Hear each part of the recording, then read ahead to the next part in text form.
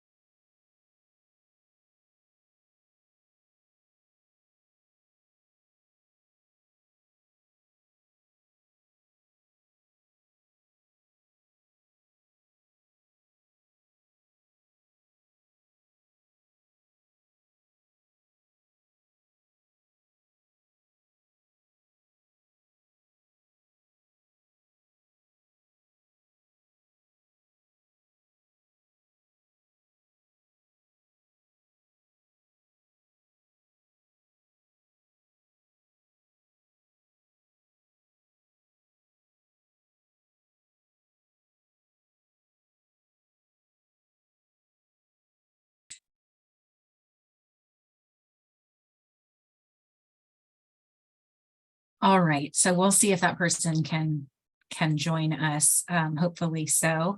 We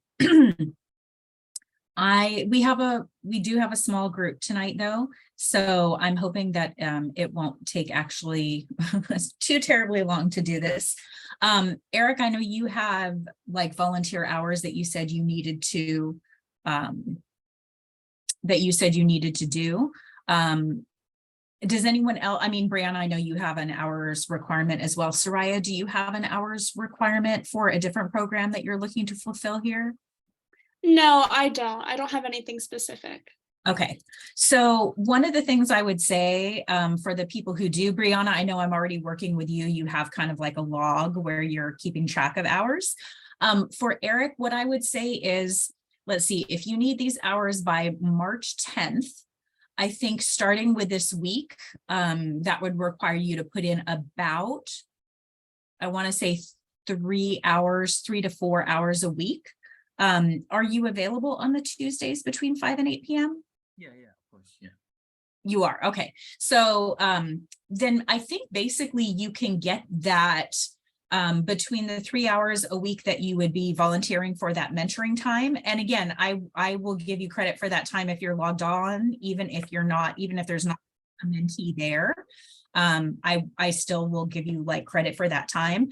And then on the other, if there's a week that we don't have a full 3 hours, like tonight when there was, well, tonight you have this training, but like on a night when there's a GBM, which is usually only about 1 hour in length, I would still give you the opportunity, for example, if you wanted to use time to be researching for certain mentees, like if there's a mentee who asks you like, well, I want to become this career, but I don't know where to start, or I need help with homework, or if you can monitor the Discord channel and, you know, just basically just spending time monitoring the Discord channel is part of how it can get people hours. But usually I would say on average, people do get about 30 hours a quarter. And so I think we will be able to make that. If you have like a week where you can't mentor and you need an alternative like activity or something like that, let me know, because I do also think, I mean, I ask people to help with things like creating my PowerPoints and helping with my slides, or helping research internship opportunities, or helping with a website or things like that. So if you need an opportunity to get more hours, let me know. But I would say on average, probably about 30 hours a quarter is about how much the mentors do.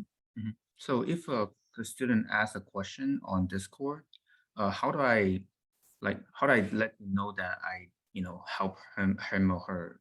So I have access to the Discord is public. So if you're answering like a homework help question for them or anything, we can see that you're answering it. But even if there's not a question, I'm saying basically, like if you just even check into Discord once a day and you just are, and it's like 5 minutes every day or 10 minutes every day when you're just checking the Discord, or posting something on Discord or whatever, even that will just add up. And so that just the fact that you're checking it and monitoring it, I'll also give you credit for that. But yeah, I can see on Discord, like when everything is public, they're not going to ask you a private question. Like there's in the channel, there's a specific thread for homework questions.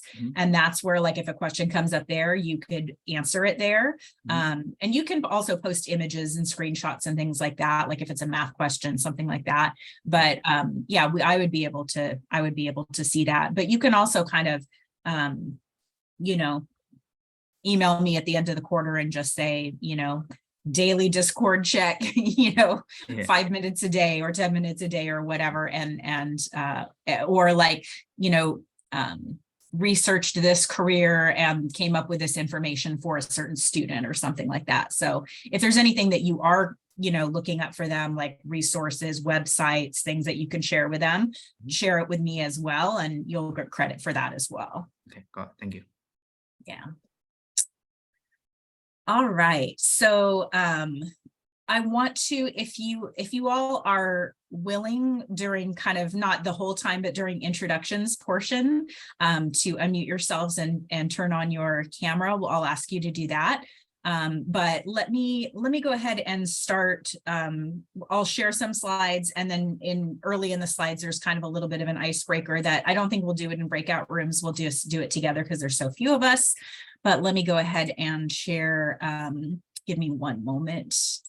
And again, this is something I will email you guys with tomorrow, so you have access to the slideshow.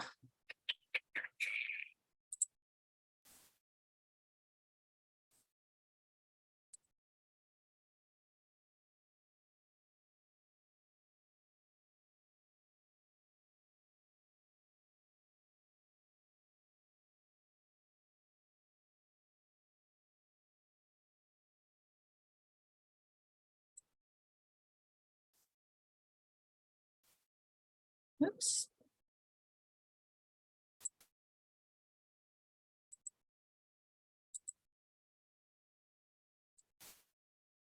Okay.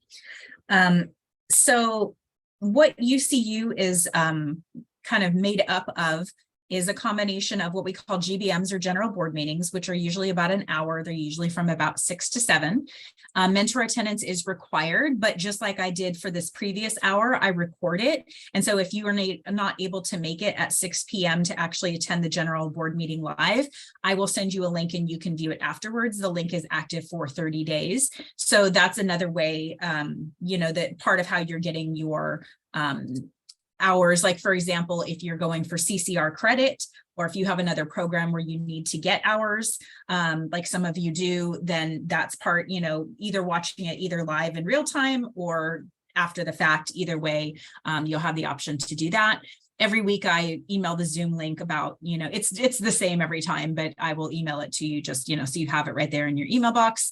And we have on our website, ucu.net, we have a calendar that has all the general board meeting dates, and they're usually about once a month. Like there's one in January, one in February, March, April, and May. And I think maybe our last one might be in June. So next Tuesday is when mentoring basically begins for this quarter. We have a window between 5 p.m. and 8 p.m. when you can sign up to mentor on Tuesdays. And I send a survey out basically every week right before we have mentoring, a couple days before. And it's a super simple form. I promise you it will only take about like 20 seconds to fill it out, where I give these individual blocks of time and you check which ones you're available for. So one of the choices is I'm available all of these times, like from 5 to 8. One is I'm available none of these times. One of them is like, you can check like 5 o'clock, 5:30, 6 o'clock, 6:30, whatever it is for that particular week. And you can sign up to be available for that specific block of time. And then I send out again the Zoom link, which is the same every time. And we don't have actual mentoring on the GBM dates, but you can do other things to, kind of be helping or researching for the mentees if needed. So next Tuesday, the 17th, that's our next mentoring window. This is me. I'm the academic coordinator at CalSoap, and my boss, Linda, who is not here tonight, but she's the director of the whole CalSoap program. And so UCU is a part of CalSoap. We're the California Student Opportunity and Access Program, and we fall under the umbrella of enrollment management at UC San Diego, and UCU is one of our programs. Okay, so this is the one for which I'm going to go ahead and I'll stop share, and this will be a good time for us to kind of just break the ice, introduce each other, get to know each other. And so these are some of the things that I will ask you to maybe share out. It doesn't have to be all of this exactly, but these are just some good icebreaker questions. Your name and preferred pronouns. If you are an undergraduate or in a graduate program at UC San Diego, what's your major or field of study? Why you want to mentor or why you signed up as interested for mentoring, maybe a fun fact about you, like a hobby or a sport or an activity you're into. And sometimes, I know this sounds weird, but the most interesting things about people are what they think are the most boring. So if there's a boring fact about you, I want you to share that as well. And I'll just kind of maybe have us go around and introduce ourselves that way. Does anybody want to start?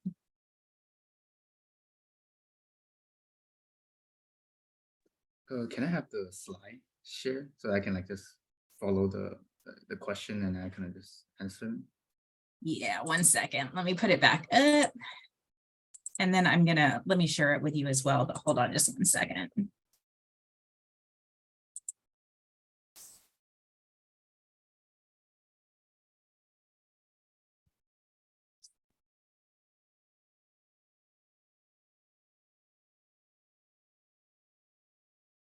Okay, I'll start then. My name is Eric. I'm an undergraduate in UCSD. My major is computer engineering. And the reason why I want to become a mentor is because, well, first of all, I need to have to fulfill the community service hour, but also I kind of like to like help people out. And back then during my high school, like senior or like at least 11th grade, I feel like very miserable in terms of like what to do in the college. So I think this will be a very good opportunity for me to like make sure like the high school people or student know what to do in the future. And fun fact about me, I guess I mean I couldn't think of any fun fact, but I guess I just play video games and sports. So yeah. What sports do you play? Oh, basketball. Yeah. Cool. All right. Thank you for sharing. Who would like to go next? And I'm going to go ahead. I'm going to stop share, but I'm going to put a link to the slideshow so you guys have it. And I'll email this to you as well. But if you want any access to the slides, you should have it there. Who would like to go next? I can go. Okay. I'm Soraya. My pronouns are she, her. I'm a first-year undergrad at UCSD, and my major is environmental science, and I'm going to minor in business and communications. And I wanted to mentor because I thought it would be a good way to get involved in my community. And I also struggled heavily with college apps, and it was a very stressful time. And so I understand how it feels as a junior and senior, like not really knowing what to do. A fun fact about me is that I love going to the beach and my favorite fruit is mango. And I don't really know any boring facts. Okay, that's okay. All right, nice to meet you, Soraya. Who would like to go next? I'll go next. So hi everyone. My name is Brianna and my preferred pronouns are she, her. I am an undergraduate student at UCSD and I'm studying literatures and English. I want to be a UCU mentor because I really do believe in education. It's my kind of career path. I want to be an educator, and I think it's really important to help high school students because in this school district, I was someone who went through the process of being an SDSU or SDUSD student, and it's really nice to give back to the community that I was part of. Fun fact about me, I've traveled to 9 countries outside the US. Boring fact about me, 2 of those countries I went to because I toured with a choir. Maybe that's boring, maybe that's not, but I think it's not as boring. Okay, thanks. All right, thank you. And Francisco, do you want to share? Yes. Hello, everyone. My name is Francisco Rodriguez. My pronouns are he, him, his. I'm an undergrad student at UCSD, majoring in political science, international relations. However, I plan on joining or getting into a master's of school counseling. And that's probably the reason why I also want to mentor. I've done mentoring in the past for CALSUP and other programs as well. And I really enjoy doing it. Plus, it's really rewarding when you get to see students that you maybe helped like 2 years ago, 3 years ago, being in college already, and that you influence or you were like a positive impact in their life. So seeing that so far, even though I don't have that years of experience, seeing the little things that I've done so far for them and how happy they were, like, and how they benefited from me, in a way, it's really rewarding, and I really want to continue doing so. Fun fact about me, it's I don't know. I always hate those questions. I got stuck on the elevator twice last quarter in the Oh, in what parking section. building? What's the name of the one on ERC? Pangea parking structure. Oh, yeah. I got stuck on that one. It was like at 1 a.m. I was coming back from one of the breaks and I got super late. So being at 1 a.m. almost 2 didn't help my anxiety getting in that elevator. So, but it was fun. I got off like after like 20 minutes. Yeah, I got stuck one time. I think it was in Tioga maybe or Tenaya, and I had to like press the little emergency button and they had to come like send facilities to rescue me. But yeah, it took like 20 minutes to get me out. Yeah. And boring thing, I don't know. I'm really basic when it comes to sports like football, soccer, basketball, maybe. But I really don't play any anymore. So yeah, that's it. Okay. All right. So I'm going to go ahead and as just kind of if you were, I don't know if you, Francisco, were you in the general board meeting at 6 or no? I couldn't. That's okay. But it's the same in terms of when I'm sharing my screen, I'm not able to see the chat. So if you all have questions as I go, just stop me and ask me out loud because I won't be able to view the chat. But I did put in the chat the actual slides for this training. And some of it, it's not just all me talking. I promise we'll stop and we'll do like practice mentoring and things like that as well. Has everybody been in a breakout room before in Zoom? So everybody knows how that works. Soraya, have you? Okay, all right. I just want to making sure because when we do the mentoring, that's what happens is we come to a Zoom meeting like this. I create breakout rooms. I open them. A lot of times I'll name the room after you as a mentor, or I'll just call it room 1, 2, 3, whatever. And then when a mentee comes, I will say, okay, Brianna, I'm going to pair you with so-and-so, and you go into that breakout room together. I just want to make sure people know that's kind of how the Zoom mentoring works. For UCU, all of our mentoring is via Zoom. It's all online. Okay.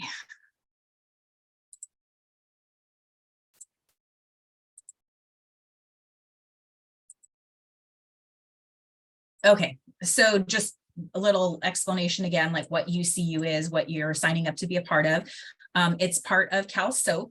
And it's basically a remote access program where we want to cultivate and nourish the excellence that exists in each of our students. I think we do a good job when it comes to offering resources for career exploration, for college readiness, connecting with peers and with mentors, and establishing a culture where they can really feel free to envision their future and empowered to strive for it. I think our big issue is that we don't have enough mentees, we don't have enough high school students. And so that's one thing that I'll be working on a lot this quarter, and maybe asking, like, for example, Francisco and Brianna, because I know you're doing more hours with me, that might be something I might get you involved in, helping to, recruit more high school students where we can. If you're not already following us on Facebook or Instagram, we're at UCUSD. And also I would make sure you want to bookmark ucu.net, our website. So the website is where you're going to have mentor bios. You each will have a mentor bio that we're going to be posting on the website. There's already current mentor bios there, but for new mentors, we're going to be adding you. And so I'll send you a Google form where you can fill out information about yourself. And what I would normally do is, at this point, I would ask you to either go on that social media or go to our website and type into the chat one thing you learned about UCU, but it's late, it's been a long day. I don't necessarily want to give you that arbitrary assignment right now. So I'll let you do that later. So who organizes or manages UCU? It's CalSOAP. So CalSOAP is the California Student Opportunity and Access Program. We're part of UC San Diego's enrollment management, and we're also a statewide grant-based program. So we are here to help students pursue a post-secondary ed, and our special focus is students who are low income or first generation to go to in their families that would be pursuing a college degree. So just like UCU has its own Facebook and Instagram, so does San Diego CalSOAP. And so that's something else that you could check out our website or check out our social media. CalSOAP is kind of the organization or the parent organization, and UCU is just one project that is a part of it. So that's who we are, and you are welcome to follow us on social, look at our website, things like that. Questions? Okay. All right. And by the way, for some of this, when I'm just going through content, you guys, if you would prefer to be off camera, that's fine too, either way. I love when you're sharing out loud or we're doing an activity for you to be on camera, but you don't necessarily have to be on camera the whole time just when I'm presenting slides. So if you want to turn your camera off right now, that's totally fine. So who are these mentees? This is the kind of the third year of the program. So this year we started with just 9th graders, then we moved to 9th and 10th. And then this year we have 9th, 10th, and 11th graders. So some of them, this is their third year working with us. And we started with just a couple of schools and we've expanded. Our main target schools where we're targeting students are E3 Civic, which is in the downtown library, Crawford High, Lincoln High, Madison High, Morse High, San Diego High, and SDSCPA, which is the San Diego School of Creative and Performing Arts. So these are all over San Diego Unified, and E3 is technically a charter, so it's technically not even completely part of San Diego Unified. However, we will actually accept students from any district or any school in San Diego County, regardless of what school they go to, if they're either low income or they would be first in their families, first generation in their families to go to college, even if they were in the Sweetwater district, or even if they were in the Grossmont district, or if they went to a charter school or were homeschooled or a private school, as long as they meet our CalSOAP criteria as far as being either low income or first generation, they could join us. So we are able to cast our net, farther than just our target schools. The students are going to be from diverse ethnic, cultural, socioeconomic backgrounds. They all signed up because they want guidance in the college going process, and they also want to find out about careers and how to get ready for them. Some of them are at the point where they're like, oh, I know what I want to major in. I know what I want to pursue as a job and as a career. Others are just starting to explore. And our goal ultimately, hopefully, is to continue to follow them all the way through high school and provide ongoing mentorship and academic support. So I usually ask mentors to sign up for the minimum of a quarter of service. And then if they can keep going after that, I mean, we have mentors who have been doing this for multiple quarters and multiple years, which is awesome. But we just ask them to commit for at least 1 quarter. So what are some of the things that make a good mentor? If you can think of a mentor that you have had, what made that person an effective mentor. And some that I will give examples of are like someone who's enthusiastic, right? Who has that, you know, contagious kind of enthusiastic attitude, someone who is empathetic, who hears and relates to you, someone who's a great listener or can be a great guide. And I'm just going to kind of pause here and ask you for your feedback. What have you, if you've ever had a mentor, what is a characteristic of that person that you really liked or you really benefited from? Anybody want to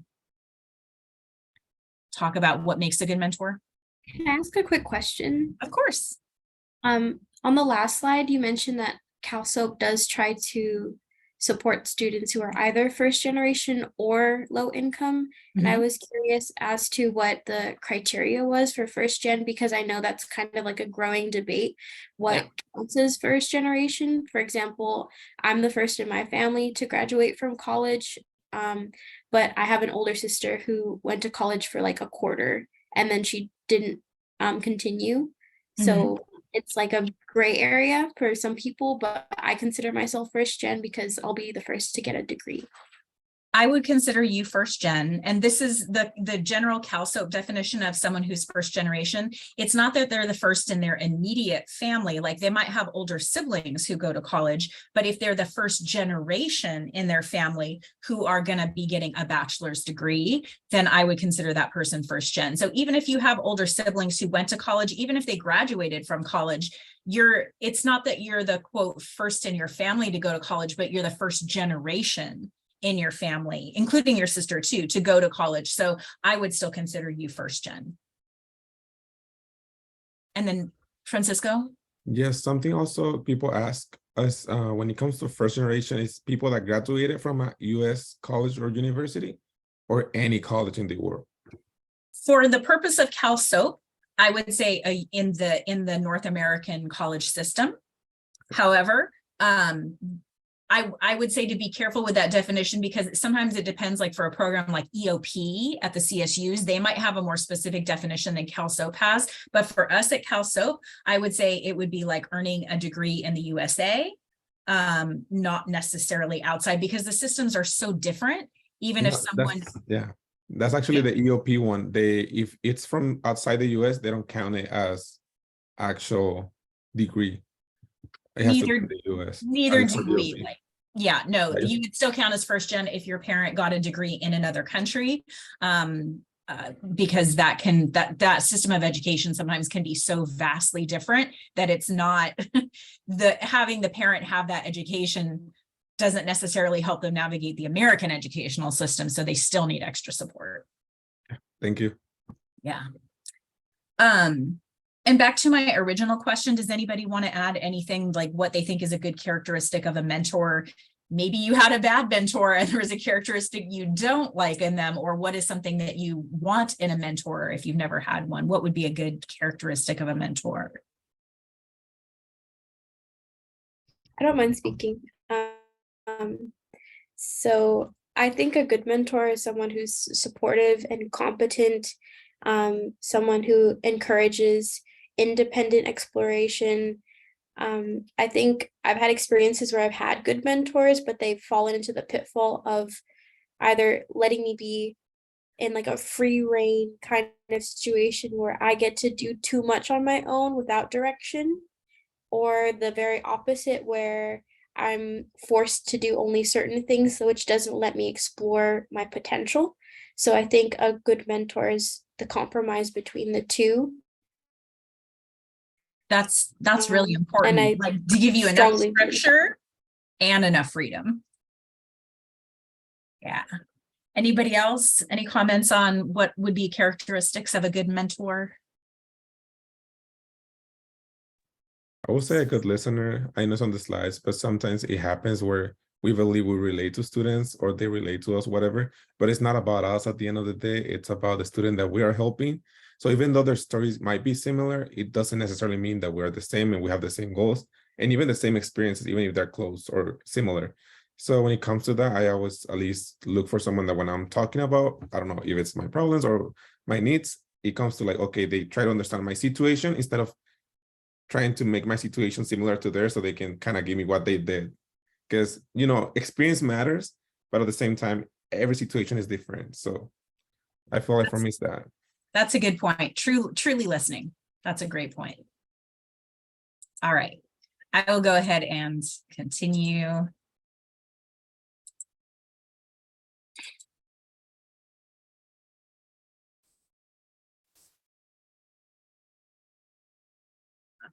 All right. So these are a couple things that as a mentor, like as a UCU mentor, that you don't have to feel responsible to do. If a student is sharing a problem with you, you don't have to solve their problem. If they're like, this math class, I'm in the wrong level math class, this is too easy or this is too hard, you can listen to them, you can support them and make suggestions, but it's not up to you to like go to their parents or go to the school and switch their class. That's not the type of support you're there for. You also don't have to overly agree with them. Although, as Francisco was saying, it's so important to listen and find like, what do you have in common and what are the differences between you? But you don't have to agree with everything they say. You can just kind of nod and say, yeah, I hear you. I hear you. That doesn't necessarily mean like, I agree with everything you're saying, but yep, I understand. I hear you. Yeah, that's good. To listen sincerely is really important. Sometimes they need a sounding board or someone to just kind of unload some frustrations or some needs, or if they need some help, they would like someone that they could just talk to. Also acknowledgement, you just being there saying, I hear you, I see you. And sometimes when you're in a breakout room with them, I really like for people to unmute themselves and turn their mics on, turn their cameras on and their mics on so that they can have that acknowledgement of student and mentor, and to just hold space, just to be there for them and just let them know, hey, I will be available next week. I'll be available the week after that. Like, like, is there anything that you want me to work on for you or to research for you, a certain career, a certain college, a certain major? If there's anything like that, you can come back, and knowing that you're going to be back and have information for them or have some resources for them next time is really reassuring. I know everybody's already done this, so you already went through the training for the camera. This is actually, to my knowledge, hasn't come up with anyone in UCU, and so it's not like I expect it. But if for some reason you find out that a child is being abused or neglected, like whether it's like physical abuse, sexual abuse, neglect, willful cruelty, if there's something like that, you are a mandated reporter, and so there is a process for you to report that. So if someone is disclosing something like abuse, you want to stay calm, you want to listen to them, you want to comfort them. You don't have to criticize or ask what is their fault or what is their part in anything, and then you report it to the proper authority. And in San Diego County, they kind of give you a choice where you can report it to law enforcement or you can report it to child welfare services. And they have different ways to do that, where you can either do an online report or you can call, whatever you're comfortable with. But it's not your job to like research it, investigate it, follow up on it. You report it to the proper authorities and they will take it from there. So that's just a reminder that we are mandated reporters. Okay, so this is the winter quarter schedule. So today we had our first GBM from 6 to 7. Then next Tuesday and the 2 Tuesdays after that, we have our mentoring windows between 5 and 8 p.m. So that's January 17th, 24th, 31st. And again, every time beforehand, I'll send you out a survey saying like what during this window, what times are you available? Then we'll have another GBM February 7th, again, 3 more mentoring windows, and then another GBM March 7th, and then our final mentoring window March the 14th. Any questions so far?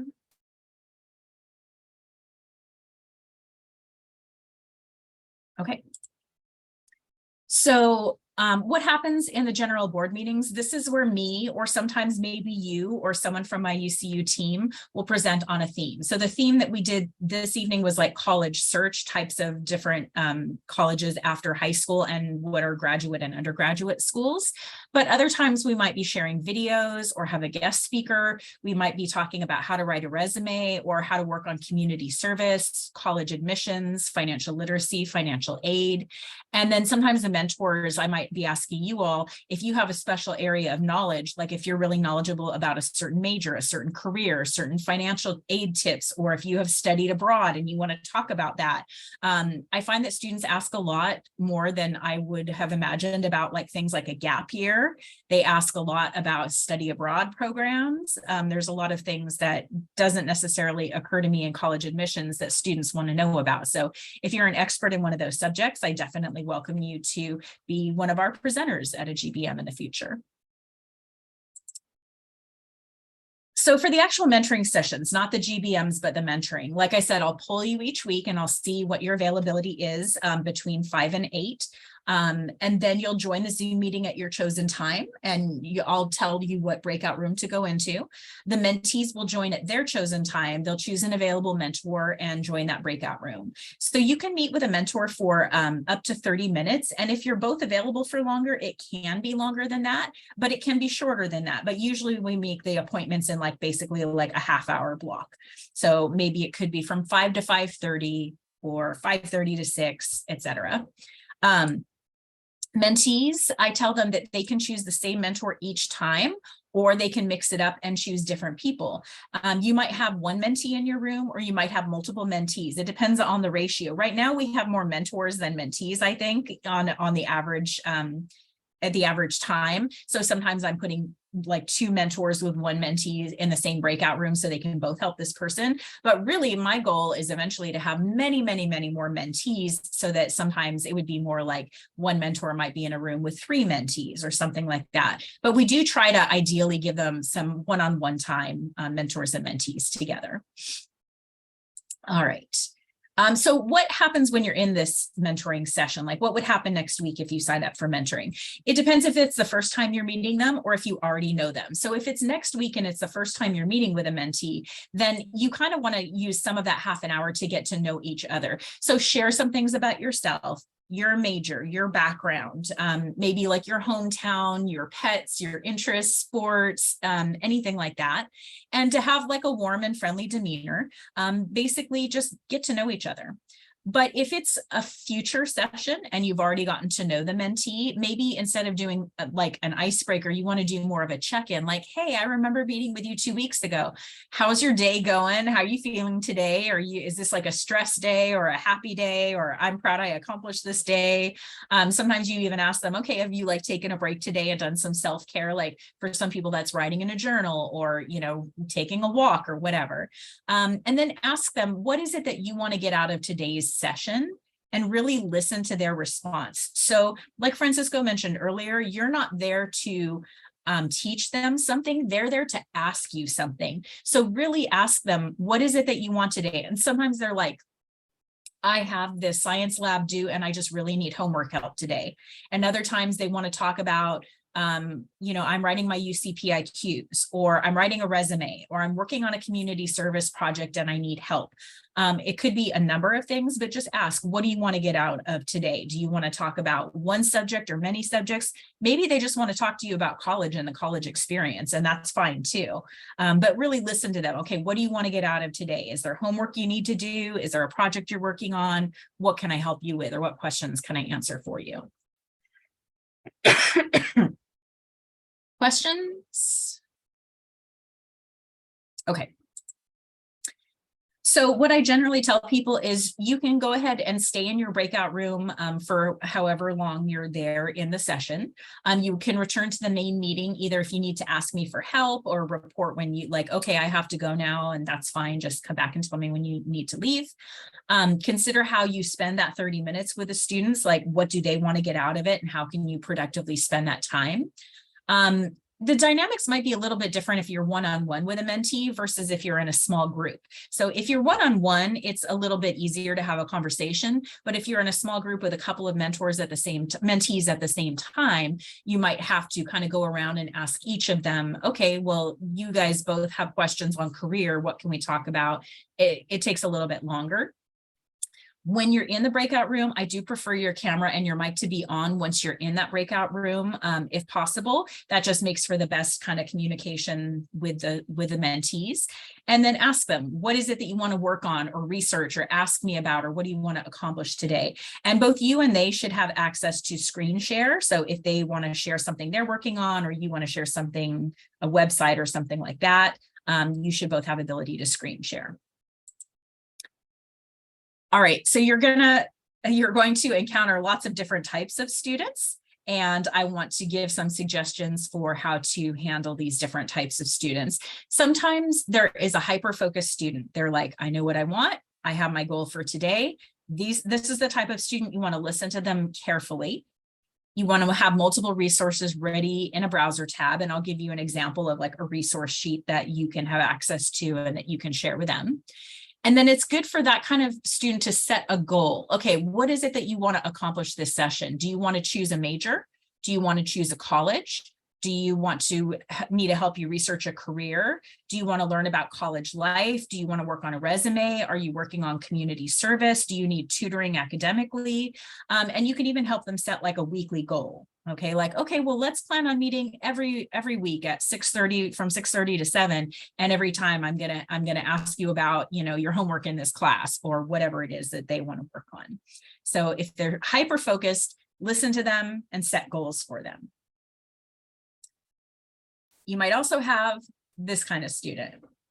I don't know. I just kind of came here today. My mom really wants me to do this, and I'm not sure what I really want to work on today. So that's the kind of student where maybe before they're going to share things with you or make decisions, they need to establish a rapport with you. So you have to be a little bit more patient. Tell them it is okay to ask a lot of questions. And you might come up with questions for them. If they don't have a question for you, you can start with guiding questions for them. Like, okay, well, what classes are you taking this year or this semester? How do you organize your schedule and stay on top of your homework and activities? Some of them are like, I have a passion planner. I use Google Calendar. Others are like, what, a schedule? I don't know. I just go to school and, you can ask them questions that are more personal. Like, is there anything that makes you nervous about college? Is there anything that you want to ask me about college or the college experience? You can also ask them, what is your plan or your family's plan to pay for college? Do you know about the FAFSA or the DREAM Act? Do you know about scholarships? And then also, even if none of these I kind of are applying on that particular day, they're all in classes. They almost always have homework. So sometimes you're like, do you have a math question? Do you have an essay you're working on? Is there, is there anything I can help you with? So try to guide them. Anyone who's done mentoring or tutoring before, do you have anything to add to any of these or any questions at all? Okay. All right. So I also want to give you a little bit of information about the different systems of higher ed to make sure you're guiding them in the right direction. So if they're interested in a UC, that is kind of convenient for you because you're all going to a UC. So you can tell them firsthand, what's your experience? What are the benefits and the drawbacks of attending a UC school? The application requires 4 UC PIQs, the personal insight questions, and these are something that we've been working on and will continue to work on with them, especially for the juniors. You can tell them that the SAT is no longer required or recommended. It's not even considered for admissions to the UC schools anymore. So at this point, if they're interested specifically in a UC, there's not any big benefit to taking the SAT because as far as for admissions, they won't even look at it for admissions purposes. But they will be looking at the A through G courses the students are taking. They will be looking at that GPA, and a strong high GPA is really important. And yes, they get that extra bump from AP classes so that's how they can get above a 4.0. And UCs also consider things like extracurricular activities, involvement in sports or leadership or jobs. Typically, they don't admit by major, but they do have capped majors. Anything that anybody wants to add about UCs or something they'd want to make sure a student knows about a UC before applying? Well, I just have a quick question. Yeah. In my high school, if I take more than 4 AP classes, the 5th AP class, even though you get an A, is going to be a 4 point, not a 5. So that will, yeah, that will hurt my GPA. So I'm not sure if that's the same for other high school or that's just me. So the UCs, they will cap it at, I want to say you get, they're only looking at the GPA that students earned in their sophomore and junior year of high school. So they're only looking at 10th and 11th grade classes, and they cap it at like a maximum of, I think, 8 semesters of AP credit. So even if you took 10 semesters, like 5 classes, yes, that cap is still going to be capped at a maximum of 8 semesters for UC admissions. So it kind of evens it out. Keep in mind, it does depend though what high school they go to, because if, for example, they don't have an AP class that they offer, like they don't offer certain AP classes, that student is going to be judged differently than a student who had the opportunity to take it but didn't take it. And it looks like a couple hands up. So like Brianna and Francisco, I saw both of you had hands up too.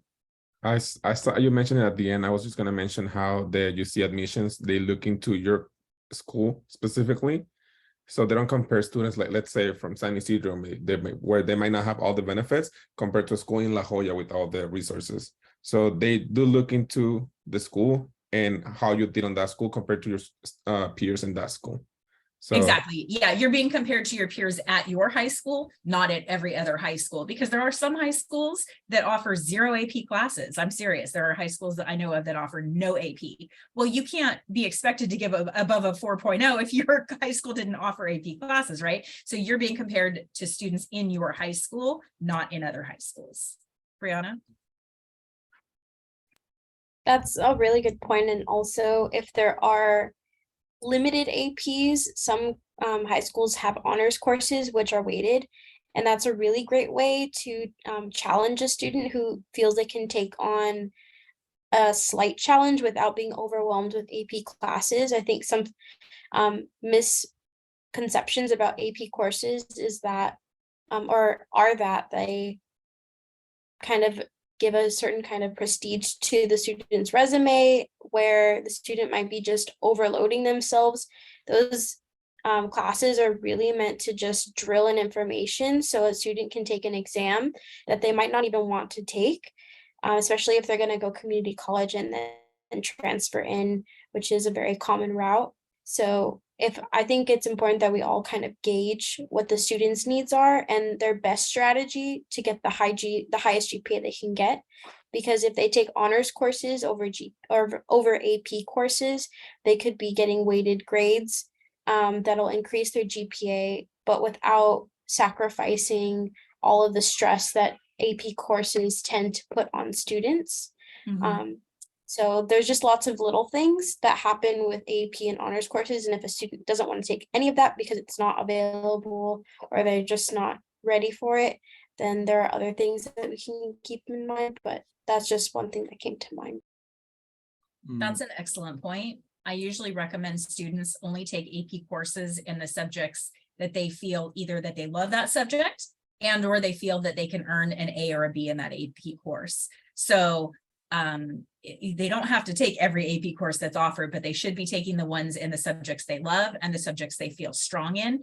And again, if AP is not the route for them, besides honors courses, also a lot of them can take community colleges, concurrent community college courses, like in the summer or at the same time in high school. And if they're taking it for dual credit, guess what? They get the extra GPA bump because it's a college course as well. So that's another way. If AP doesn't fit their schedule or their needs, a community college course or an honors course might work as well. That's a great point. Anybody else? Wait, so if the student is offered like a lot of resources in terms of like AP classes, should they take more than 8 semester then if they wanted to? If they wanted to, because then when I'm talking about they cap, that's just when they're looking at the GPA portion of your admissions application. But remember, they're not just looking at GPA. They're also looking at the number of A through G classes you completed overall and like which ones were AP. And they're also looking at like, oh, and which ones did you take an AP test in and what was your AP score and things like that. So it's like, yes, GPA is one factor, but it's not the only factor. So taking additional AP classes, if you're strong in them or if you feel passionate about them, that can help you in other parts of the admission area beside just the GPA. All right. So for students that are interested in a CSU, like say, for example, they're interested in San Diego State, CSU San Marcos, or one of the other, there's 23 in California. One thing that CSU application does not ask for, it doesn't have a PIQ section for personal insight questions. And currently the CSU application it doesn't have an essay. I feel like this might change because they're no longer looking at the SAT, and I feel like they're trying to expand on what factors they're looking at.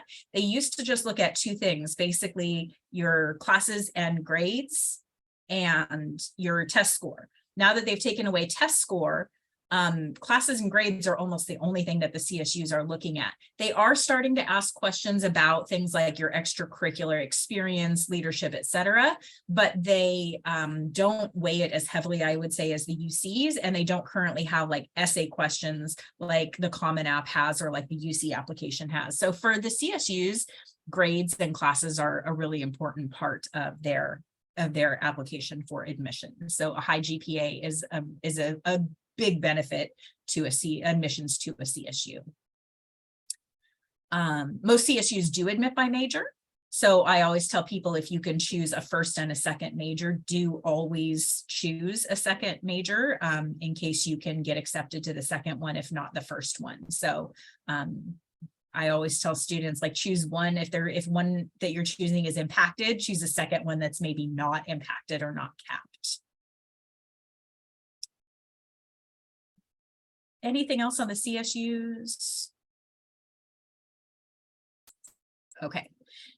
If a student is interested in a community college, again, you can talk to them about what are the benefits of a community college, what are the drawbacks of a community college. One of the nice things about a community college is, unlike the UCs and the CSU, the community college application is free for everybody. You don't have to enter an income level for it to be free. That application is free.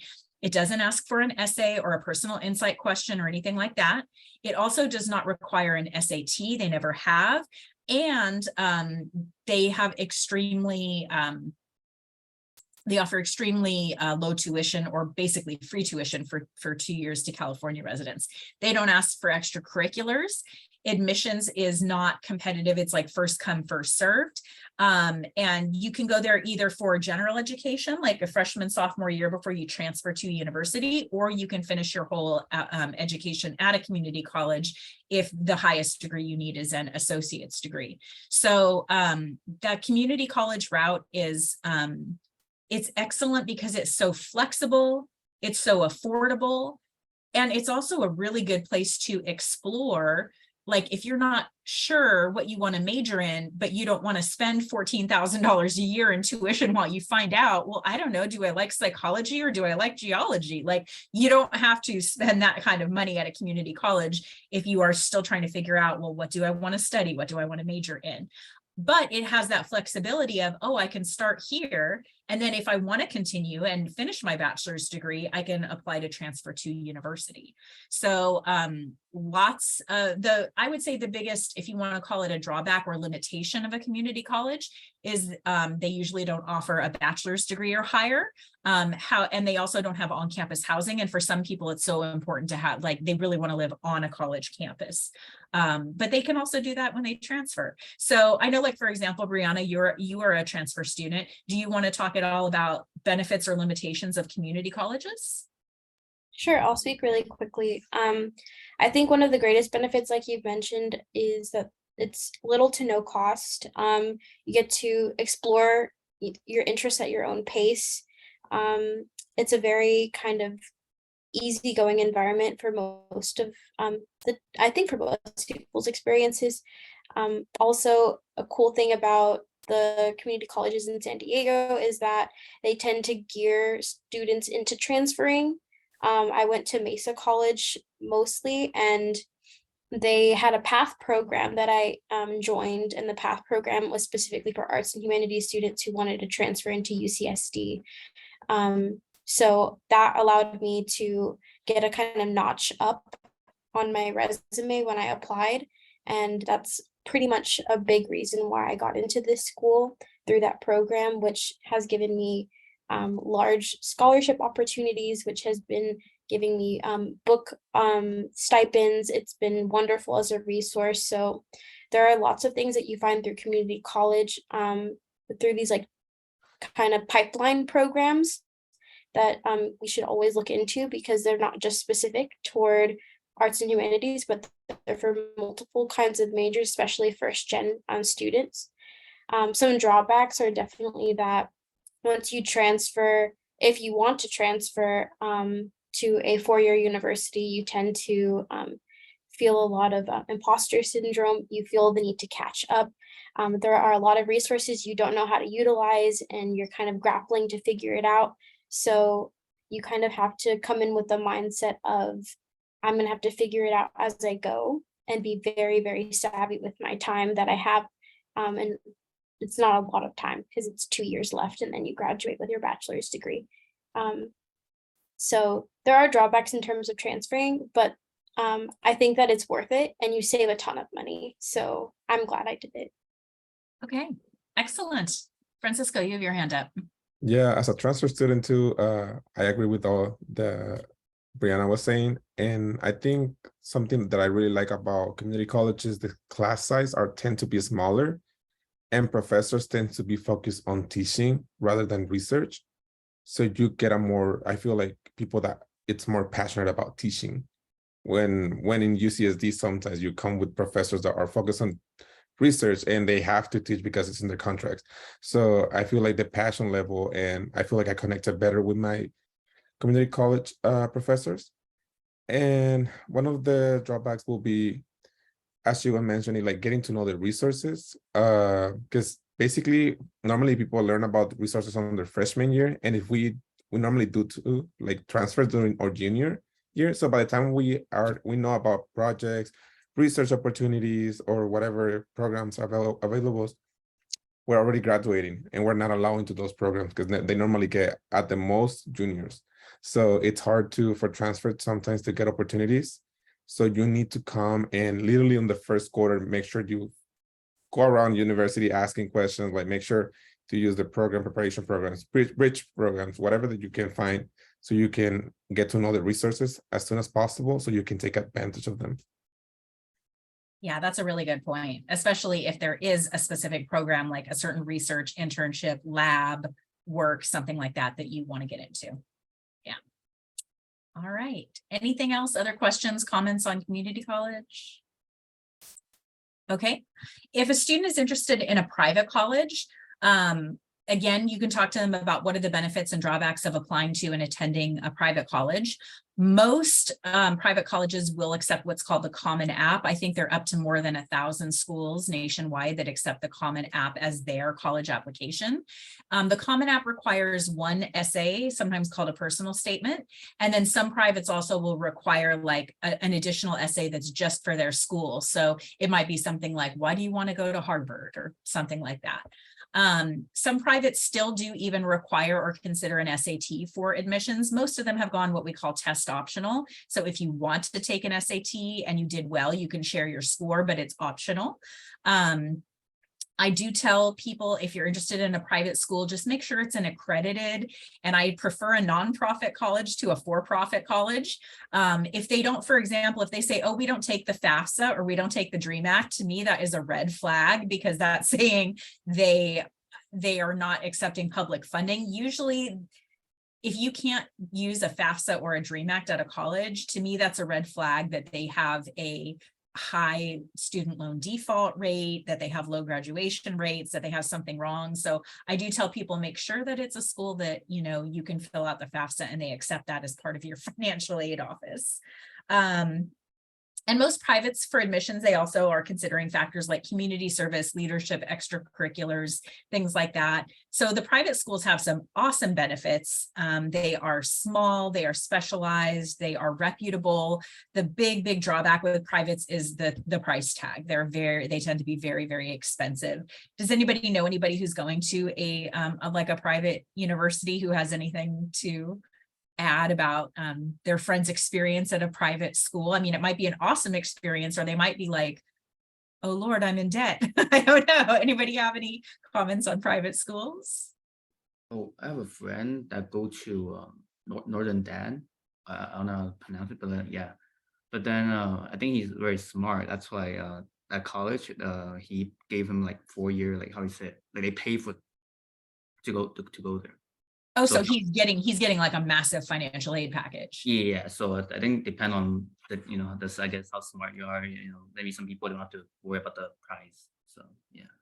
Yeah, that's a really good point. And also sometimes they're trying to recruit like the best and brightest. And so sometimes they offer those types of, full tuition scholarships or full cost of attendance scholarships for students that they want to go there. So that's a good point. I always tell people it's not about the sticker price. It's about what are you going to have to pay out of pocket versus what they're going to give you as part of a financial aid package. All right. I think it's actually a good time because we're about halfway through. Let's go ahead and take a 5-minute break. It's like 8 o'clock right now. Let's take a break now and come back at about 8:05. Does that work for people? Okay. All right. Let's take a break and I'll see you back at 8:05.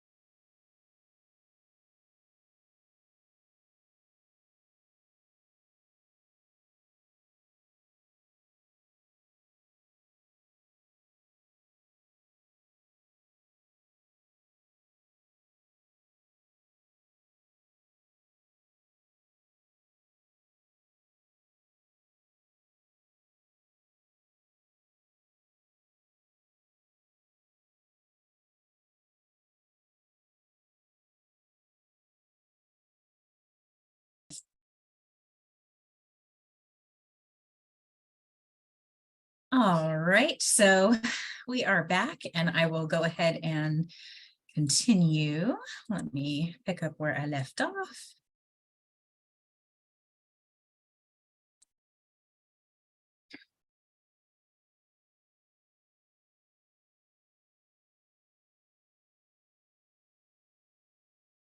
Okay, so a lot of changes have happened in the last few years since the pandemic. And whereas almost every university in the US used to require an SAT or an ACT score, a lot of them have now adopted what we'll call either test blind or test optional admissions policies. So the SAT removed the essay portion. They got rid of the SAT subject test to focus more on the AP. The SAT has never been required for community colleges, but it continues to not be required. The CSUs and the UCs now, when they're analyzing your college admissions application, like for freshman admissions, they're test blind. So in other words, even if you take the test, it will not be considered as part of an admissions decision.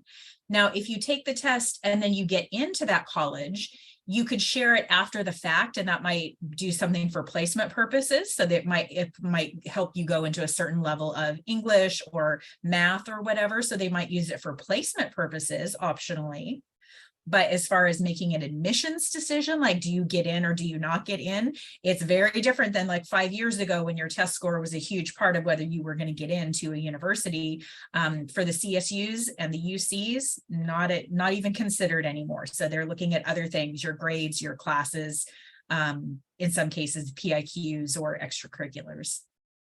A lot of universities went what we'll call test optional, where again, you could take the test and submit it if you're happy with your score, but most universities no longer require it. They'll consider it as a factor if you submit it, but it's not going to be like a negative mark if you don't submit it. There are just a few universities that still require it, and they're mostly in the Southeast. So like, for example, University of Florida still requires it.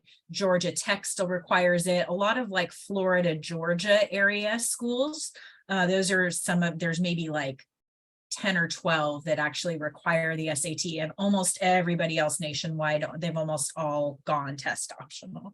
So if they're asking about the test, I can give them information and resources for how to study for it if they're interested in one of those schools. But if they're interested in any college in California, it's very unlikely that they would be required to take an SAT. Any questions on that? Okay. So when you're helping them search for like what college they want to go to, a word I like to use a lot is fit. Like, what is the right fit for them? You can share your own story about how you found the college you're going to now and how you ended up there. There's a lot of things that they have to consider: the cost, the financial aid package, how far or close is it to home, how likely are they to get in, what kind of degrees do they offer, what is the lifestyle like at that college or in that city, in that area. I know a lot of times what they might focus on is the reputation of that school. Maybe they're a huge fan of that sports team there. Maybe they're like, my best friend is going there, my girlfriend or boyfriend is going there. But I would encourage them to think a little bit deeper into some of those other considerations, and not so much just like, what is the reputation or who's their football team or is my friend going there. And I will give you a list of resources that helps them search for colleges. In terms of paying for college, there's kind of different parts of it. There's what is the total cost, like what is the tuition and the cost of living at that college, the cost of transportation, books, etc. But then also, what kind of financial aid package are you likely to get? So for example, if their family income is less than $80,000 a year and they are applying to a UC, they would qualify for the Blue and Gold, which would cover their entire tuition every year full-time for 4 years. Just the tuition part. That wouldn't necessarily, depending on their family income and EFC, that wouldn't necessarily cover all the other costs of college, but at least for that $14,000 a year tuition at the UCs, that would be covered if their family income was less than $80,000 a year. Even if their family income was more than that, which is still not a very high income in a place like San Diego, there's still middle-class scholarships that they might qualify for, and other grants and loans, work study, and things like that. You might talk to them a little bit about if you encountered any hidden or unexpected costs, like, oh, I didn't know I was going to have to pay to apply to college, or I didn't realize that when I sent in my intent to register, I'd have to send in a housing deposit, or I didn't realize that I'd have to start paying for health insurance. If there were anything like this that you want to give them as tips or advice, you're welcome to do that. And you can also share your own personal story, like, have you filled out a FAFSA or DREAM Act? Do you have any scholarships yourself? Do you work, or do you have work study? If there's anything you want to share with them about paying for college, that as a college student, you are the ones doing it for real. So you're the one that has the good advice. Does anybody have advice or anything that they want to make sure that they would share with a student about paying for college?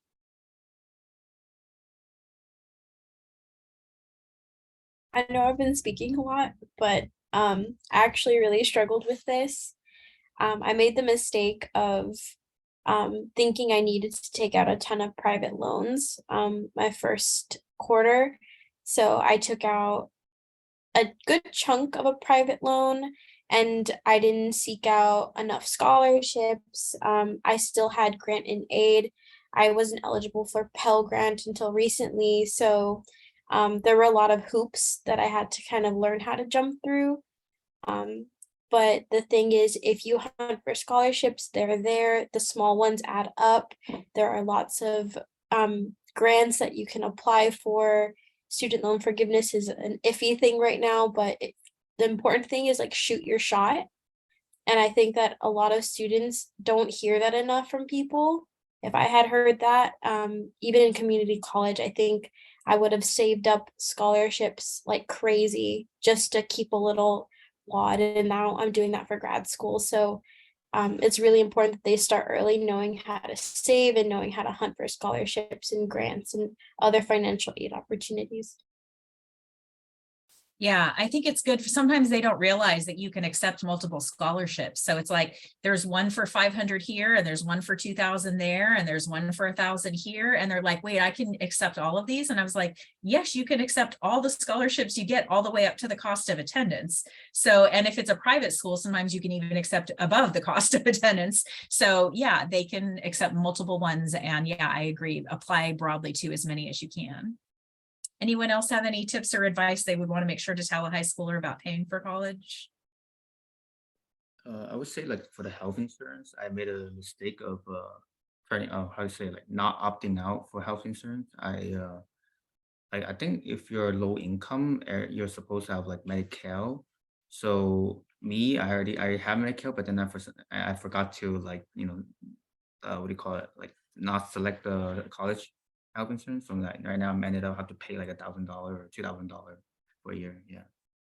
That's a really good point. Health insurance is something that doesn't get talked a lot about, but yeah, there are different options for students. Sometimes they don't realize student health is there, that they do or don't have to pay for a health benefit, or that they're already paying for it and that they can access it, or that they might still be covered. A lot of students might be covered under their parents' health insurance until they're a certain age, or they might qualify for Medi-Cal as well. So yeah, that's important things to make sure that they consider that and think about that. Sometimes it's like just one check on a box, you don't realize what a big impact it's going to have. So that's exactly the kind of advice you want to share with them if they ask about that. All right, so this can be especially important if the family doesn't qualify for much need-based aid because their income is quote unquote too high, or they're applying to a college where the cost of attendance is really high. So if you have any tips for finding scholarships and applying for them, please share those. We also share those in UCU, on our social media, on our website, and in our GBMs, et cetera. And so again, I will provide you with a resource list that you can use to encourage students. When it comes to researching things like careers and majors, you can share with them your personal experience. What's your major? How did you choose it? Did you ever change it? Are you happy with it? Do you have any tips for students on deciding on a major? And remind them that some colleges accept by major and others accept not necessarily based on major. And at SDSU, every major is impacted, including undeclared. So undeclared is considered a major, and it's actually an impacted major because so many people apply undeclared. So again, these are things you maybe know from your experience or the experience of your friends, and that's something that you can help the students with. What are you interested in? they might not know what a double major is. They might not know what a minor is, and you can help them, explaining those things. I do want to make sure that they know that there are some special majors that are either especially competitive or require a slightly different process. One of the ones I hear about the most often that is the hardest to get into is nursing. You can't transfer into nursing. You can't change your major to nursing. Most nursing schools, they either accept you or they don't. They have very low admit rates. I know the one at SDSU, I want to say the admit rate is something like 5% of applicants are admitted, and you can't change your major to nursing. It's just a very, very impacted, limited major. So that's one for them to know about. However, that's for a bachelor's in nursing. There are also nursing and nursing assistant and medical assistant programs at the community colleges that they can get into without having to actually apply to a four-year nursing school. Another one that tends to be very competitive to get into is electrical engineering. I know at UC San Diego, computer science and computer programming are capped and very difficult to get into. Biology is another one. Sometimes when students tell me they want to go into medicine, and they look at a school like UCSD and there's no pre-med bachelor's, they want to apply for biology automatically. And I say, go ahead and do that, but you could apply to any major and go on to apply to medical school. And that includes majors like psychology, that includes majors like literature, that includes majors with things like public health. So just make sure that they know if biology is especially impacted, they don't necessarily have to choose biology. They could choose microbiology or environmental science or other things. And then there's also some certain arts majors, especially like visual or performing arts, that in addition to the regular application process, they might have to either do an audition or provide a portfolio as part of the process. So those are just some special considerations for certain majors. Any questions or comments on these? Okay. Some colleges consider community service as part of what they're looking for admission. They want someone who's involved in their community. Some do not. So if you have any recommendations personally from yourself about providing community service, please, offer that to students. There also are websites like volunteermatch.org, which will match students or match people with volunteer opportunities. I will say this, it can be really hard for high school students to find volunteer opportunities because there's a lot of places where you have to be 18 because of liability reasons. So some of them are like, oh, I want to work in an animal shelter, or I want to volunteer at the zoo or whatever. And they find out they can't until they're 16 or 17 or 18. So sometimes that can be difficult and they might have to kind of come up with their own projects. It can be a little bit difficult to join a larger project. But I tell them community service is anything that serves your community in a small or a big way. And we require them to do some form of community service, the high school mentees, but we don't require a certain number of hours or a certain type of community service. It was really cool last year in June, they all presented on what they had done for community service. And everyone was so different. Some people did things like a beach cleanup. Some people did things like volunteering and mentoring girls who had families who were incarcerated. Some of them they started like a book club at school to get people interested in reading. Some of them, one kid, he was in a mariachi band and he taught music to younger students. And I mean, it was just like so diverse and people chose to do so many different things. It was really cool. So if you have any advice for them about community service, that's great too. This is a big one. So a lot of times students can be smart, but that does not mean that they have good study skills or good time management skills. And that applies to us as adults too, right? So it might be good for you to share with them, how do you take notes in college? Did you take notes in high school? Is it different the way you take notes now versus the way you took notes then? And you can talk to them about where and how do you buy your textbooks? Do you get them online? Are there even books anymore, or is it all digital? Do you get used ones? Do you share? What do you personally use to track your assignments and schedule yourself? Do you use a Google Calendar? Do you have like a physical planner? Do you have a whiteboard? Do you use Post-it notes? Like, what are your ideas and suggestions to help them keep track of their time? And also you can talk to them about balance. How do you balance school, work, and life? And what tips and advice do you have on these subjects? Is there anything anybody wants to share right now about any of those subjects?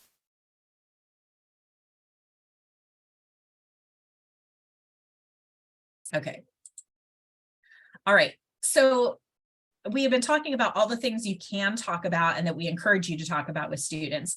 There are also things that you are not there to talk to them about. So sometimes a student will bring up either an inappropriate or an uncomfortable question. Maybe they ask about, well, what are the parties like at college? Or I hear that fraternities, sororities, parties, drinking drugs, vaping, smoking, whatever. Or it might be questions about something like sex, sexuality, dating, those kinds of things, whether they're asking you personal questions about that or they're asking about that in general.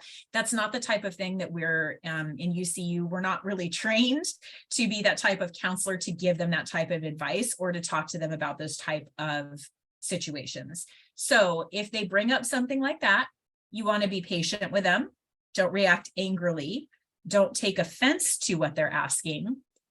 Sometimes they don't know the boundaries, or even if they know the boundaries, they will test them because that's what kids do. So if they do bring up something like that, what you want to do is just say, that's just really, we're not here to discuss that type of thing. We have to focus back on whatever we were talking about before. So, I can answer your questions about financial aid, or I can talk to you about time management or being homesick, or what is the dorm food like, or whatever. But we just really can't go into something like, parties at school or, dating in college. That's just not something we're here to talk about. So that's what I would say if they bring up something like that. Any questions or concerns here?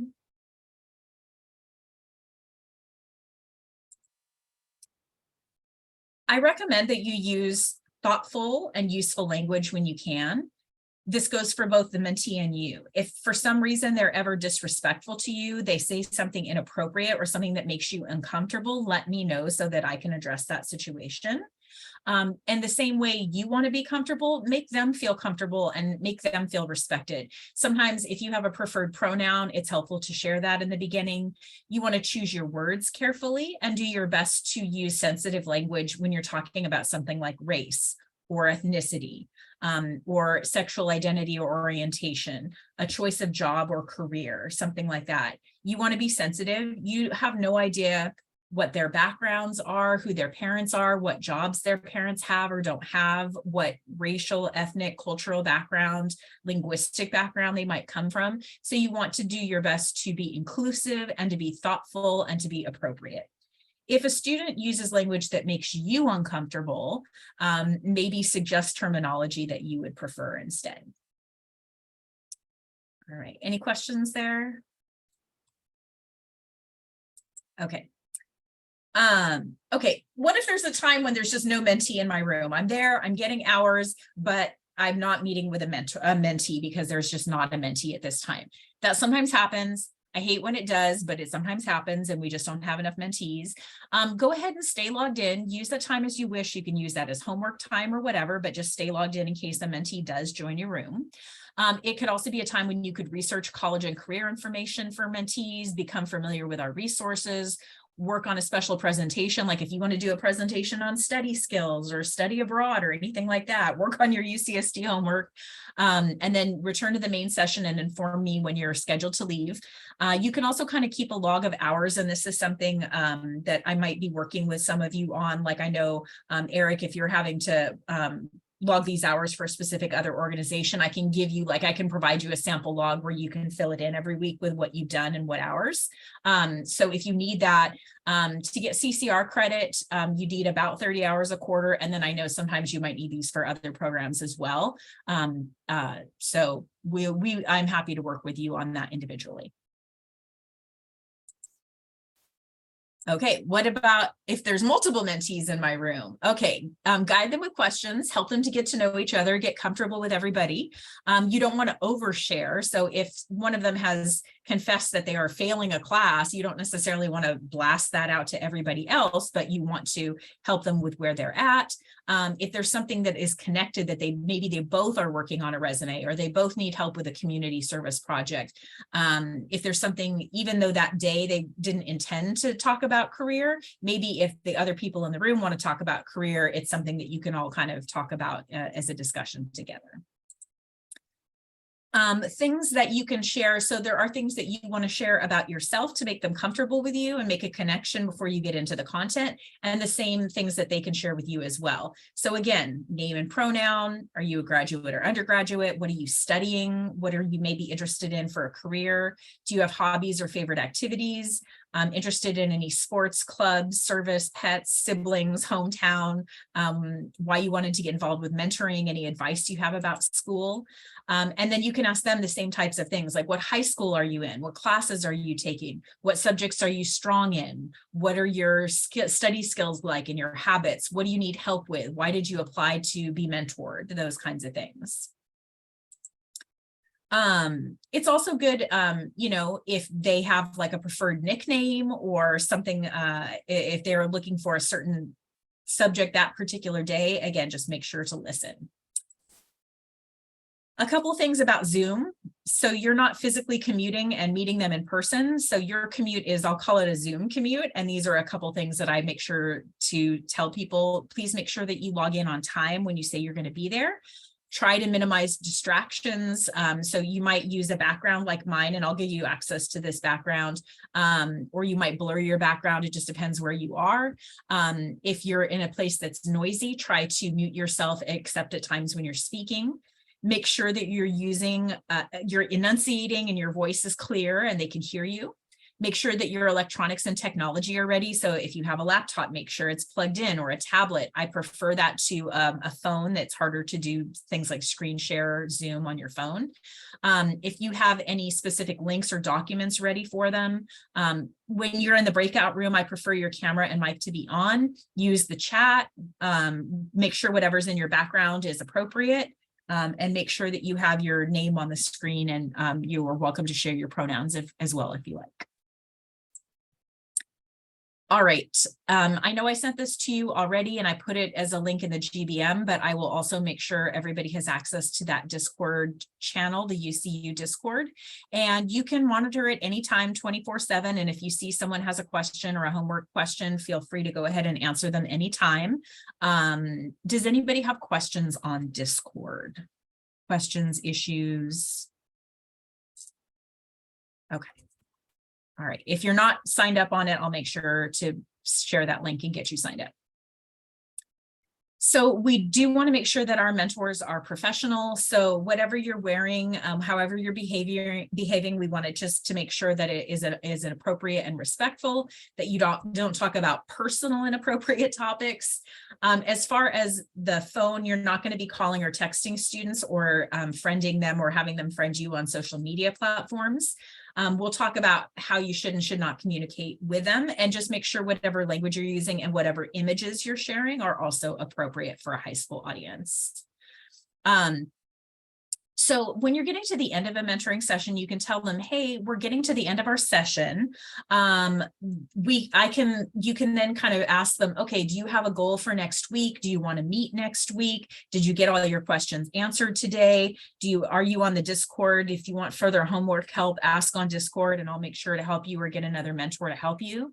And end with kind of an encouraging, kind message. Like, I hope you have a great rest of your day. I hope you have an awesome week. Good luck on your science test. And, you know, just leave them with something encouraging and something kind. So how do you communicate with them?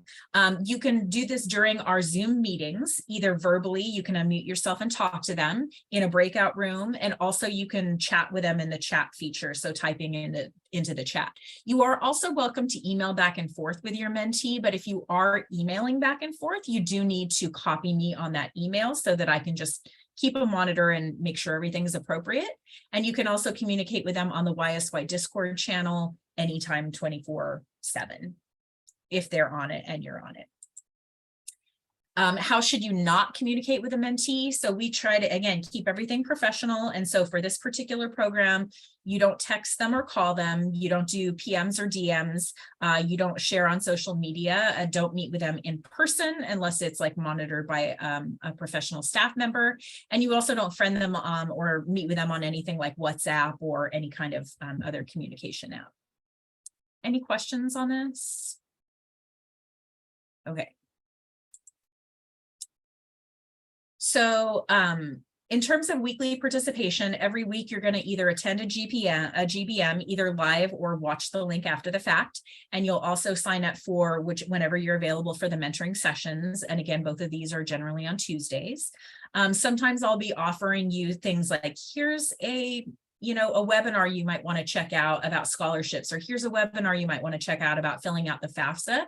And you're welcome to do those as part of your hours. You can help with their homework or help with college and career research. If a specific mentee has a question for you, you can also hop on Discord anytime and scan for any homework needs or homework questions.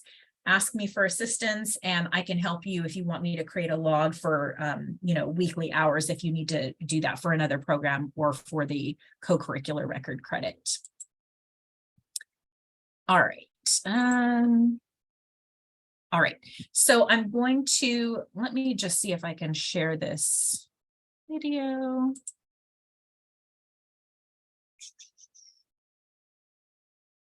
One second.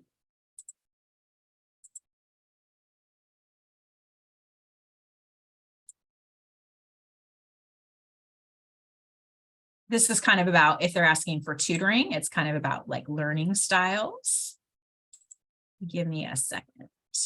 You know SEO. What if you could do it smarter and faster? With Wix, you get a site with out-of-the-box defaults built to the highest technical standards with server-side rendering for HTML and SEO tags. Fully customizable structure. I would say if we were to make one shift to help people learn, it would be to experience messages and ideas and read the research that shows you that everyone can learn really anything.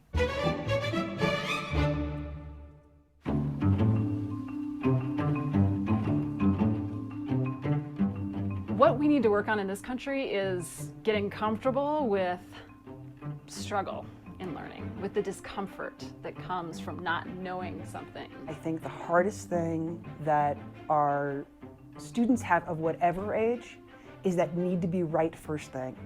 That need to know what the rules are, to know what success is going to be immediately, means that there's no discovery.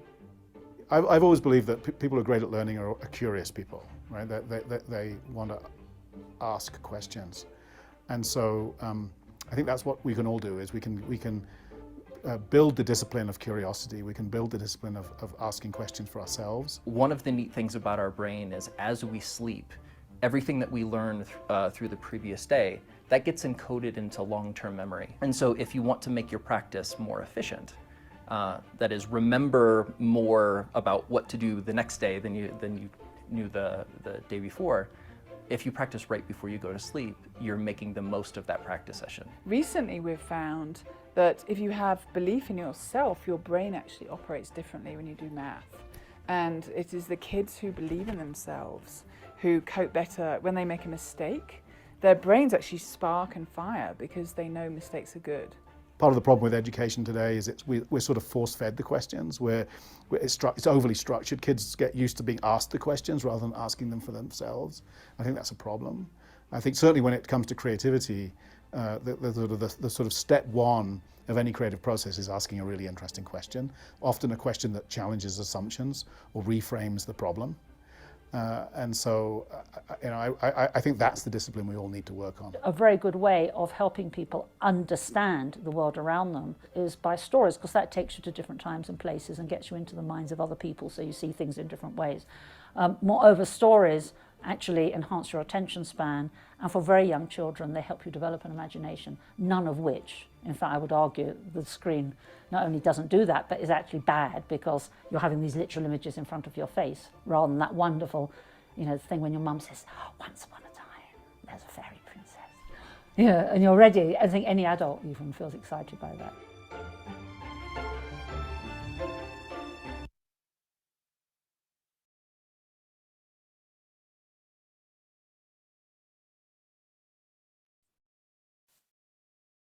Okay, 1 minute. Give me 1 second.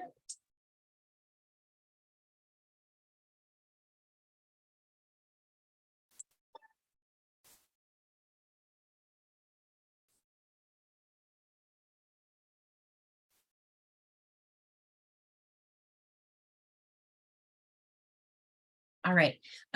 Anybody, any reactions or comments to the video, just in terms of when they're asking for academic help, the type of learning or the type of ways you would guide them if they're asking for homework help? Any reaction to the video at all?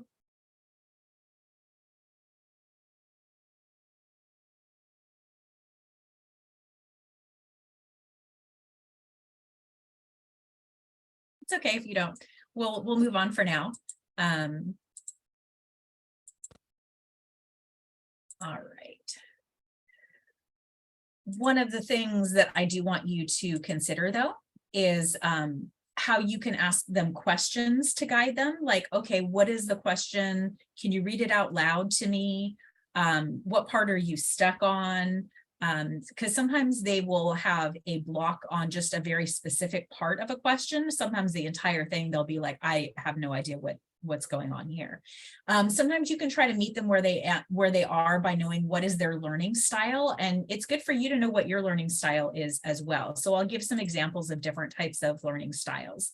There are people who learn visually. You prefer using pictures and images. There are people who learn physically. You prefer using body, hand, sense of touch. There are people who learn socially. They do really well learning in a group with others.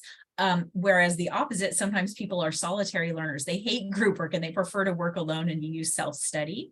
Some people prefer logic, reasoning, and systems of learning.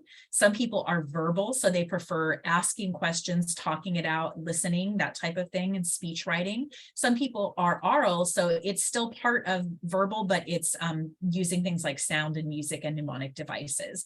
So that's one way to think about different learning styles. Another way to break it down is visual, auditory, reading, writing, and kinesthetic. These are all just kind of different philosophies. There's no one way to look at it.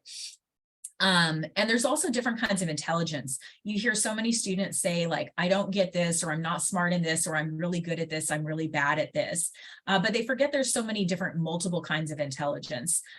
There is body intelligence, like being body smart and being able to learn physical things with touch and movement. There is being people smart, having good interpersonal skills. That's extremely important. There's verbal and linguistic or word smart, and that's something that gets emphasized a lot in school, but it's really only one little piece of the whole pie of intelligence.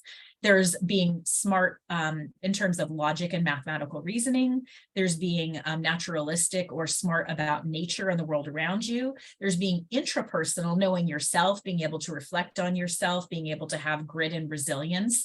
There are people who are visually and spatially gifted, or they're picture smart, and people who are musically talented. So there's not just you're smart or you're not, or there's just one kind of intelligence. It's important to know about people and to know about yourself that there are a lot of different kinds of intelligences. And that's important for students to know. A lot of times they think, well, if I'm not word smart, I'm just not smart, right? But there's a lot of different kinds of intelligence. Okay, so I wanted to give us an example of, like, let's say a student came to you with an academic question like this type of math question. It says, in a right triangle, one angle measures x degrees, and it tells you that the sine of x is 4/5. What are you supposed to find here is the cosine of 90 minus x. So I'm going to just say, does anybody want to act as a mentor would and see how they could break down that question, or what they would ask of the student? And someone, if you want to play the student, let me know. If you want to play a mentor, let me know. Anybody want to play either role?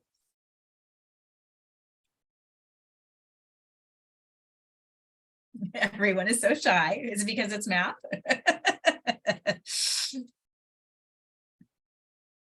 All right, so I will, let me do this. I will be the mentor for this one. And will somebody play the mentee?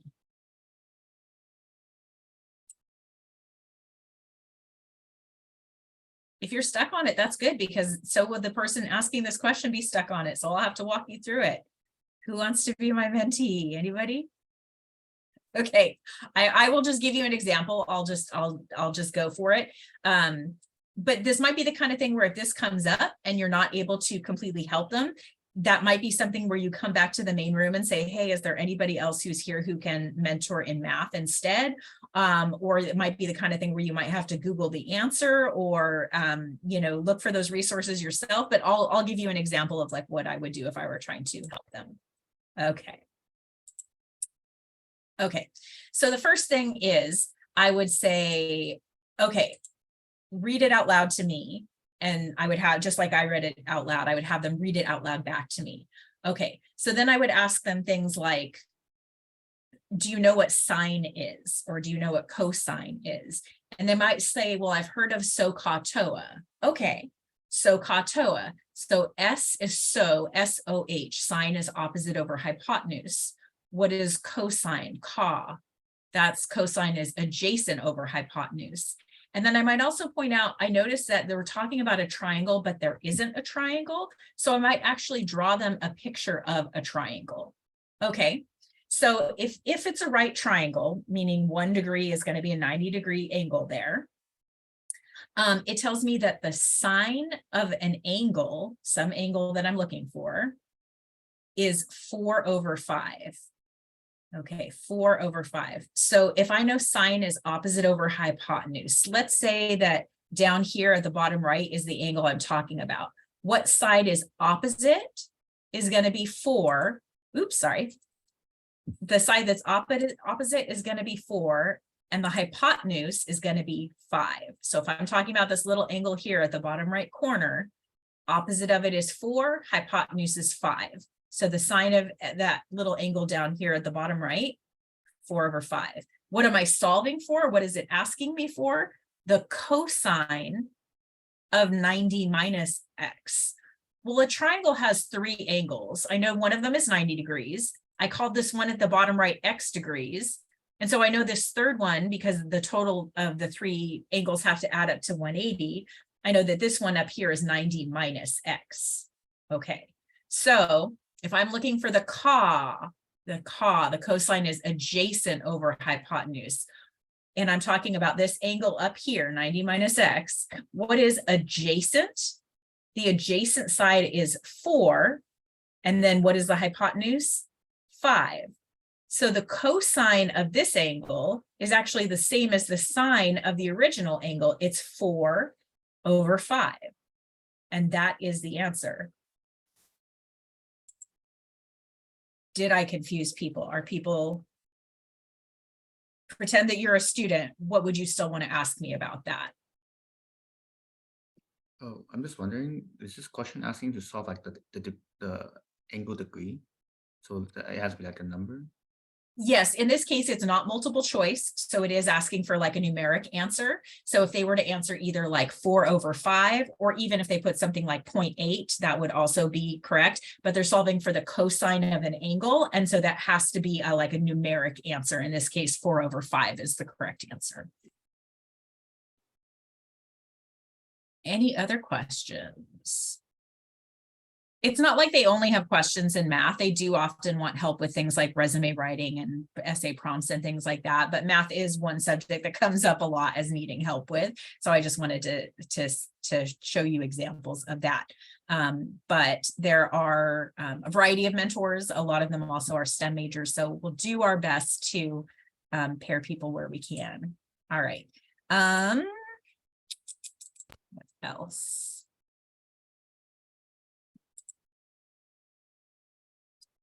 Does anybody think they can do this one? Anybody want to play mentor on this one? Or should I get out of math mode? Maybe I'll get out of math mode and go on to other things. Okay, so for winter, the schedule coming up, our GBMs coming up, there was one tonight, there's one February 7th and one March 7th. The mentoring sessions are all the other Tuesdays between 5 and 8 p.m. Whenever there's not a GBM, there's mentoring. When you get into the breakout rooms, that's your time to discuss with them any curriculum that we went over in the GBM, talk about college, career, if they need help with a resume, community service project, anything like that. So again, the mentees are required to perform a community service project, but there's no required number of hours or type of service. If they choose to participate in this part of UCU to get the certificate at the end of the year, then they would present their community service project in about like a 5-minute presentation to us in June. And so you might want to ask them like, well, what do you care about? What are you passionate about? Is there a problem that you want to solve? What is your project going to be? Is it going to culminate in an event or a presentation or an active service? Is the goal of the project fundraising? Is the goal of the project awareness raising? And who are you helping? Are you trying to help animals? Are you trying to help people, like maybe unsheltered people? Are you trying to help the environment? And how can you accomplish it and be safe? What is your kind of timeline? Also, I tell people you can work by yourselves on a community service project, or you can work with anyone else, like a friend or a family member, whether that person's in UCU or not. So they might have questions or want suggestions on community service, and those are just some of the things you can ask them or encourage for them. Just so you all know, if you don't have a mentor right now and you would like a mentor, there's also a program called Tritons Connect. And if you go to tritonsconnect.com, that's the website. There's also an app you can download. You can sign up to be mentored by a UCSD alum, so someone who has graduated from UC San Diego. And sometimes having your own mentor can help you in various aspects of your life, or it can help you become a better mentor. So make a note of that if you're interested and you would like to get, for free, get a UCSD alum as your mentor. That Tritons Connect program is a good one to do that. Again, use me as a resource, use the UCU website as a resource. All the dates of all the GBMs and everything is going to be up there, and contact me anytime with questions. And again, if you want to present at a future GBM, your presentation can be as short as 5 minutes, or it can be as long as a half an hour.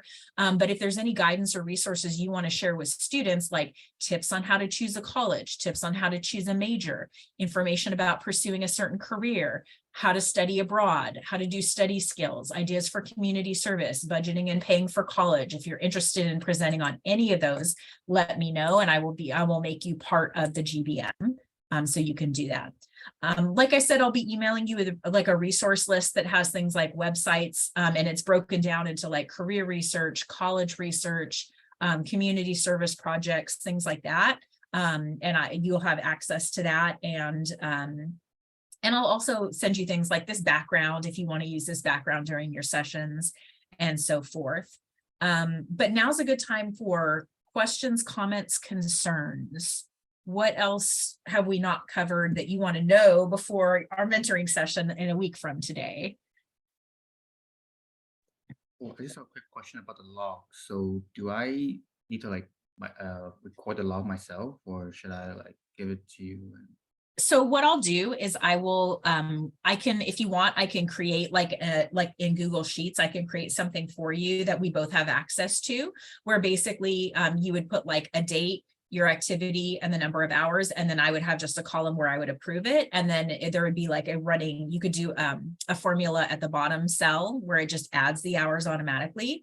So it'll just have like a running total. So you could add things every line, like on this date, Discord, half an hour. On this date, career research, 1 hour. On this date, mentoring, 3 hours. On this date, GBM, 1 hour. And of course, like you're going to count today, like you're going to count this 2 hours of training. You're going to count the 1 hour GBM. You're going to count any time that you spent like doing the DocuSign for Beth. You're going to count all of those things count as your part of your volunteer time. So I can kind of create it for you, give you access to it, and then we'll both have access to, it'll be a working document. Do you want me to do that for you, Eric? Yeah, thank you. Okay, I'll work on that for you, Brianna. I've already done that for you. If anybody else wants one, let me know. But if you want me to kind of create a log for us, I can do that. Thank you. Yeah. Any other questions, comments, concerns, anything? All right, well, I know it's been a long day and it's the end of a long day, so thank you everybody for joining me. I will be following up with emails and so forth, but definitely let me know. And then if Francisco, can you stay on for just 1 extra minute? I have a question with you about meeting, but any questions from anybody else? Eric, Soraya, Brianna? Okay, all right, you guys can go ahead and log out. Thank you for joining, I appreciate it, and I'll see you soon. And Francisco, I think, Carla. oh, you're welcome. Claudia had mentioned, she emailed me today and mentioned maybe meeting with you tomorrow at like noon, but I wasn't sure if you're available at that time or not. Did she already ask you about that? That's the thing. Exactly at 12, I have a class at 12:30, so obviously I cannot stay after 12. Okay. And she even scheduled me like for the next 3 weeks, but my schedule kind of changed because one of my classes was canceled, so I needed to pick another one. So it didn't change a lot, but I'm free all Tuesday and Thursdays. Okay. But I'll have my schedule probably by tomorrow morning. I'll send it to all three so we can, like, you guys know where we can agree on the times. Also, because she put me for some spots, so like 2-hour spots, and I'm like, I don't feel like going to work for 2 hours and then coming back. So Okay. I don't know if she meant to meet in person. I don't know if she's going to the event. No, I think she meant to, you mean like for our meeting where it was just going to be like me, you, Claudia, Anna? Okay. I think that was going to be just a Zoom. But if you can't do noon tomorrow, I'm flexible. And if you want to even meet just with Claudia at another time, that's fine. I'll let you know, like, as far as UCU, your hours for me will be flexible. Like, yes, we have the mentoring window from like 5 to 8, but that doesn't mean you have to be there every single Tuesday all the way from 5 to 8. Maybe Tuesdays you can only do 7 to 8. Or maybe you can only do 5 to 6 or whatever. It's totally fine. And then I want you to be able to get your maximum hours without going over. So there might be sometimes when you would do more hours for other CalSOAP projects and not for UCU, and that's okay. I can be pretty flexible as far as my needs for UCU, as far as when you're working on things for me. Whereas I know that there's a lot of things like Cash for College workshops and things that are like a specific date and time. So those would be kind of like your first priority. So I will meet with you and like one-on-one and discuss more things for UCU and for swag, but I just want to let you know, like, I don't want to say demands, but my requests for your time are going to be able to be pretty flexible around your schedule. Yeah, because basically the way I think they were planning on was kind of like 14 hours, 15 hours with Claudia and Anna's team, and then like another 5 with me or something like that. So yeah. So I feel like if you need me more like on Tuesdays, basically Tuesdays I'm free. I completely forgot about the 6 because I got confused with the 7, 6, and I was like, it's okay. It's no problem. And I'm trying to figure out my schedule in a way, like putting everything together. So changing it doesn't really help. So basically if you need me Tuesdays from, I don't know, 7 to 9, 6 to 9, that's perfect. If you need me for something else also, because most events will be on the morning for college, like for my team with Carla and Anna. I mean, Anna, so yeah, that's fine. The only thing that is like at a set time for me are those mentoring sessions, which are usually Tuesdays between 5 and 8. But other than that, other hours that you work on stuff for me can honestly be like Saturday, Sunday, daytime, evening time. It's like just whenever you have time to work on it. A lot of stuff can be independent. So I do have a UCU meeting it's going to be this quarter. It's going to be every Friday at 1 p.m. But do you have class Fridays at 1? Are you already in class on Fridays at 1? Let me check. It's okay if you are. It's okay if you are. I'm just checking. I know I have class on Friday. I don't know if it starts at 2 or 1. Okay. That's the problem. I don't remember. That's all right. It's just when I'm meeting with some of the other UCU leads that work on things like the curriculum and the social media and all that. But you don't have to. I was just going to invite you if you're free. That's all. Okay, thank you. Okay. Well, I will let Claudia arrange with you for when is the best meeting time. And I will leave that up to you guys to figure it out. But if it can't be tomorrow at noon, that's okay. I'm sure she can make it a different time. But yeah, just obviously like these 2 hours from tonight you can put on a timesheet, and then also when I send you the link for the GBM that was at 6, you can watch that like anytime at your convenience, and that's another hour you can stick on whenever you watch that too. Okay, sounds good. Thank you so much, and I'll get this ready for you guys and tomorrow hopefully, so we can like have a better planning for the rest of the quarter. That sounds good. Okay. All right. Thank you, Francisco. Thank you so much. Have a good night. You too.